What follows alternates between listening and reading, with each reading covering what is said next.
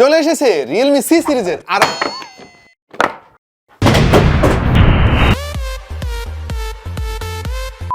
C সিরিজের আরো একটা নতুন ফোন C67 এবং এটা হতে যাচ্ছে তাদের এই সি লাইন আপের মধ্যে সবচাইতে এক্সপেন্সিভ ফোন, যেটার অফিসিয়াল দাম ধরা হয়েছে 22,999 টাকা। পাওয়া যাবে একটাই ভেরিয়েন্টে 8GB র্যামের সঙ্গে 128GB ইন্টারনাল স্টোরেজ। এখন এই সময়ে এসে এই ফোনটা কেমন হবে, আপনার কিনা ঠিক হবে কিনা, কি কি ভালো দিক আছে, কি কি মন্দ দিক আছে, সবকিছু নিয়ে আমাদের আজকের ভিডিওতে আলাপ হবে। প্রিয় দর্শক, দেখছেন আপনাদের ভালোবাসার চ্যানেল TTP বা টাইনা tuna pass. Let's get started.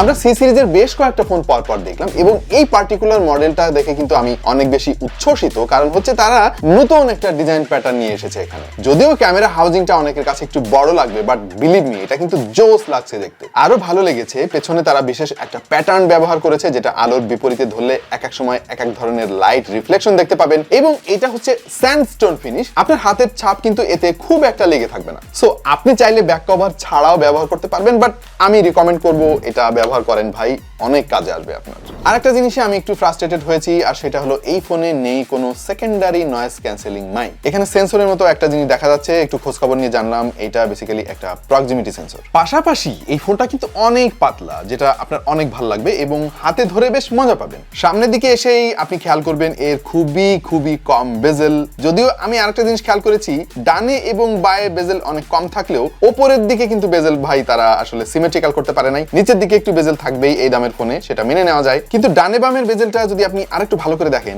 এই দেখেন পৃথিবীর সেরা ফোনের একটা হচ্ছে আইফোন 15 Pro Max, এইটার কাছাকাছি লেভেলে নিয়ে চলে গিয়েছে তারা এই বেজেলটা। রিয়েলমি ফোনের আরেকটা ব্যাপার আমার কাছে অনেক ভালো লাগে, আর সেটা হচ্ছে তাদের বিল কোয়ালিটি ভাই, মানে এমন শক্তপোক্ত হয়। লং টার্মে যারা রিয়েলমি ফোন ব্যবহার করেন তাদের অনেকের সঙ্গে আমরা কথা বলেছি, ইভেন আমাদের মডারেটর ফয়সাল তো একটা ফোন ব্যবহার করতেছে 5 বছর পার হয়ে গেছে ভাই, কিচ্ছু হয় নাই। এরা মানে সেই লেভেলে শক্ত করে বানায় ফোন। সো এই একটা দিক দিয়ে কিন্তু গ্যারান্টি দিয়ে বলা যায় যে এই ফোনটা অনেক দিন ধরে টেকসই হবে। কিন্তু সন্দেহ আছে একটা জিনিস নিয়ে ভাই, সেইটা হচ্ছে এর ডিসপ্লে। এখানে তারা ব্যবহার করেছে 6.72 ইঞ্চির একটা IPS প্যানেল, যেটা ফুল HD রেজলিউশনের। PPI নিয়ে অফিসিয়াল ইনফরমেশন পাই নাই, কিন্তু মনে হচ্ছে এটা 400 কাছাকাছি হবে। সে সঙ্গে 90 হার্জ রিফ্রেশ রেটও রয়েছে, আর এর ব্রাইটনেস হচ্ছে 800 নিটস, তবে এটা 950 পর্যন্ত উঠতে পারে। ডিসপ্লেটা যথেষ্ট ভাইব্রেন্ট, যথেষ্ট কালারফুল, খুবই শার্প। এটার ভিউইং অ্যাঙ্গেল নিয়েও কোনো কমপ্লেন নাই। টাচ রেসপন্সিভনেস ঠিকঠাক আছে, কোনো কালার ব্লিডিং ইস্যু আমরা পাই নাই খুঁজে। কিন্তু ঝামেলাটা হচ্ছে অন্য একটা জায়গায়। এই ফোনের দাম হচ্ছে 23,000 টাকা ভাই।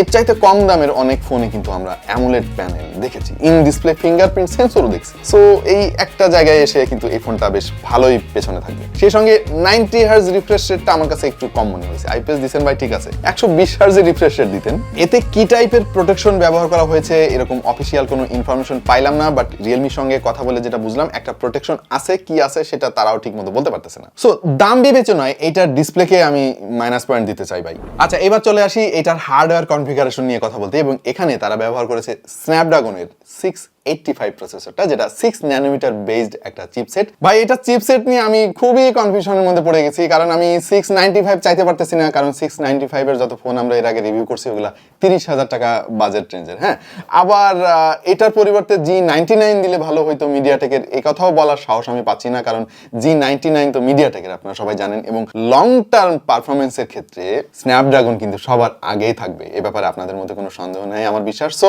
এই প্রসেসরটা ওকে হতে পারতো যদি এটার মানে মেমোরিতে আমাকে একটু খুশি করার চেষ্টা করতো রিয়েলমি। মেমোরিতে ভাই একটু পিছিয়ে থাকতে পারে, তার কারণ হচ্ছে 8GB র্যাম দিছেন, ওইটা ঠিক আছে। ইন্টারনাল স্টোরেজ দিছে মাত্র 128GB, যেটা এখন অনেক 10-12 হাজার টাকা দামের ফোনেও আমরা দেখতে পাচ্ছি। সো এখানে ডেফিনেটলি 256GB স্টোরেজ দেওয়া উচিত ছিল। তবে হ্যাঁ, এখানে ডেডিকেটেড মেমোরি কার্ড স্লট আছে, আপনি চাইলে সেটা বাড়াতে পারবেন। সফটওয়্যার সেকশনে একটা চমক আছে, আর সেটা হচ্ছে তারা এখানে দিয়েছে out of the box Android 14 roll out হওয়া শুরু হয়ে গিয়েছে, বিভিন্ন ফোনে আমরা দেখতে পাচ্ছি, এবং Realme C সিরিজে তারা Android 14 দিয়েছে, ব্যাপারটা আমার কাছে খুব ভালো লাগছে। সেই সঙ্গে রয়েছে Realme UI, বাট এই ইউআইটার যে ভার্সন কত সেটা ভাই কোথাও পাইলাম না, এবং আমি কিছু জিনিস মিস করেছি, যেমন কাস্টমাইজেশনের সুযোগ অনেক কম, বিশেষ করে অ্যাপের যে আইকনটা ভাই আপনি চাইলে চেঞ্জ করতে পারবেন না। আরো অনেক দরকারি ফিচার মিসিং পেয়েছি। এর মধ্যে একটা জরুরি ফিচার হচ্ছে স্প্লিট স্ক্রিন। এটা মোর অর লেস আপনি কিছুটা স্টক অ্যান্ড্রয়েডের ফিল পাবেন,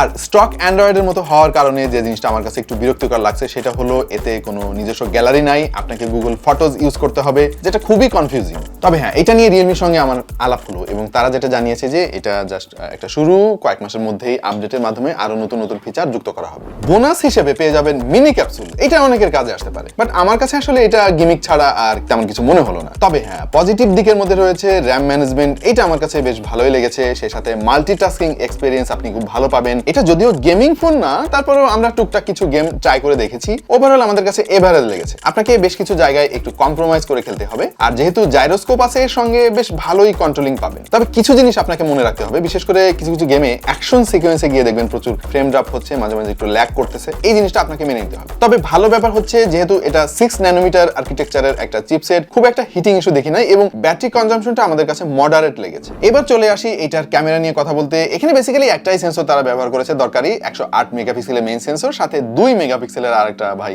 জিনিস আছে, ওইটা খুব একটা কাজের না। এবং ছবির কোয়ালিটি মোটামুটি, মানে খুব বেশি ভালো বলা যাচ্ছে না আর একেবারে খারাপও না। প্রচুর শার্পনেস পাবেন আপনি এবং ডিটেইলেরও অভাব নাই, কিন্তু ঝামেলা হচ্ছে যে আপনাকে প্রচুর লাইট দিতে হবে। এর লেন্সটা প্রচুর লাইট হাংরি। স্কিন টোন আমাদের কাছে ন্যাচারাল লাগলো, তবে মাঝে মাঝে খেয়াল করেছি যে কিছু কিছু ছবি অনেক ওয়াশড আউট করে ফেলে। সেই সাথে এক্সপোজার কন্ট্রোলিং এ একটু গন্ডগোল আছে। বেসিক্যালি রিয়েলমির সি সিরিজ ফোনের অন্যান্য ক্যামেরায় আমরা যেমনটা দেখেছি, এখানেও তার কোনো ব্যতিক্রম হয় নাই। তবে একটা জিনিস খেয়াল করেছি, এর ক্যামেরা কিন্তু ডাইনামিক রেঞ্জ বেশ ভালোই আউটপুট দিয়েছে। আর সেলফি শুটার হিসেবে তারা ব্যবহার করেছে মাত্র 8 মেগাপিক্সেলের একটা সেন্সর। তবে 8 মেগাপিক্সেল শুনে যতটা খারাপ হবে ভেবেছিলাম, ছবিটা অত খারাপ হয় না। যথেষ্ট ভালো ছবি আমরা পেয়েছি, যদিও স্ক্রিনটা একটু সফট করে ফেলে এবং ডাইনামিক রেঞ্জটা গায়েব করে ফেলে। সেই সঙ্গে কিছু কিছু লাইটিং কন্ডিশনে এক্সপোজার কন্ট্রোলিং এ একটু স্ট্রাগল করে। পোর্ট্রেট মোডে আমরা বেশ কিছু ছবি তুলেছি এবং নরমালি এই প্রাইস সেগমেন্টের ফোনগুলোতে যেরকম আউটপুট আসে ঠিক সেরকমই পেয়েছি। মাঝে মাঝে সাবজেক্ট সেপারেট করতে গিয়ে একটু স্ট্রাগল করে ফেলে। এইটা দিয়ে ভিডিওগ্রাফিতে সর্বোচ্চ 1080p রেজোলিউশনে 30 fps রেকর্ড করা যাবে। স্টেবিলাইজেশন খুব একটা সুবিধা না, বাট এর আলট্রা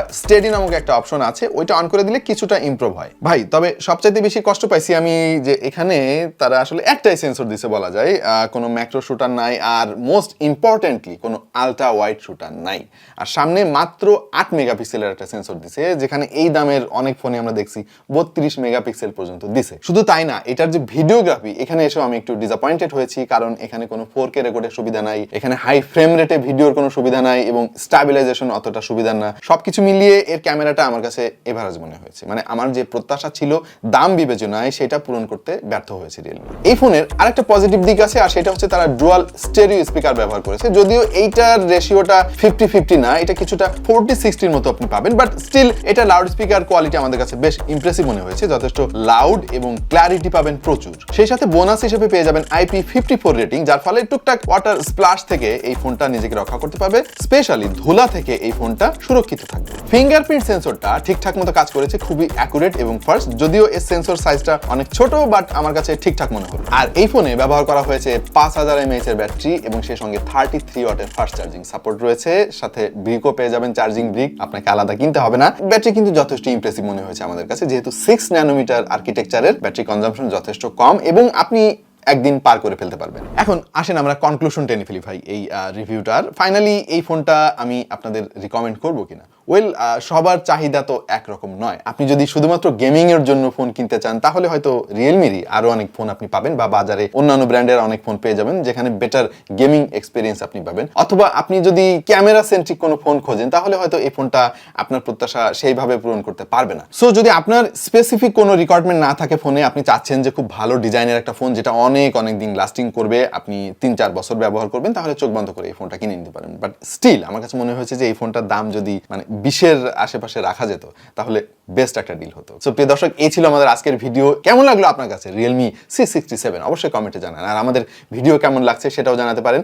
দেখা হয়ে যেতে পারে অন্য কোনো ভিডিওতে ভিন্ন কোনো বিষয় নেই। সে পর্যন্ত সবাই ভালো থাকুন, সুস্থ থাকুন আর দেখতে থাকুন টেক টু দ্য পয়েন্ট।